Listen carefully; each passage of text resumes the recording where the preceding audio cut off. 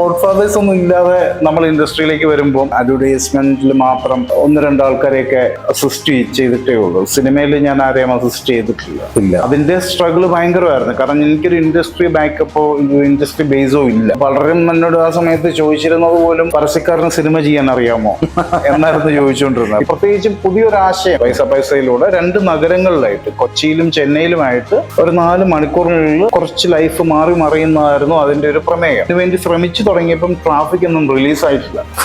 ട്രാഫിക്കിൽ പോലും ഒരു മുൻമാതൃക നമുക്കുണ്ടെങ്കിൽ നമുക്ക് അത് പറഞ്ഞ് അവരെ കൺവിൻസ് ചെയ്യാം. 10,000 രൂപയ്ക്ക് വേണ്ടി ഒരാൾ സ്ട്രഗിൾ ചെയ്യുന്നതായിരുന്നു ആ സിനിമയുടെ പ്രമേയം. ഇത് പലരെയും കൺവിൻസ് ചെയ്യിച്ചെടുക്കൽ എനിക്ക് ബുദ്ധിമുട്ടായിരുന്നു. അവർ ചോദിക്കുന്നത് 10,000 രൂപ ഈസി ആയിട്ടുള്ള ഒരു എമൗണ്ട് അല്ലേ. അപ്പൊ ഞാൻ പറഞ്ഞു അത് തന്നെയാണ് എന്റെ സിനിമയുടെ പ്രമേയവും. കാരണം അത്രയും ഈസി ആയിട്ട് ഉണ്ടാക്കാൻ പറ്റുന്ന ഒരു എമൗണ്ട് ഈ മണിക്കൂറുകൾക്കുള്ളിൽ ഇയാൾക്ക് സാധിക്കാതെ വരും. ഞാൻ ഒരുപാട് പ്രൊഡക്ഷൻ ഹൗസസിന്റെ മുന്നിൽ പ്രസന്റ് ചെയ്യുകയും ഒരുപാട് ആർട്ടിസ്റ്റിനെ കാണുകയും ഒക്കെ ചെയ്തിരുന്നു. പക്ഷെ നാച്ചുറലി ഒരു കോൾ എനിക്ക് വരികയായിരുന്നു ചെയ്തത്, ഈ പ്രൊഡക്ഷൻ നമുക്ക് നോക്കാം എന്ന് പറഞ്ഞിട്ട്. അപ്പൊ അങ്ങനെയാണ് പൈസ സ്റ്റാർട്ട് ചെയ്തത്.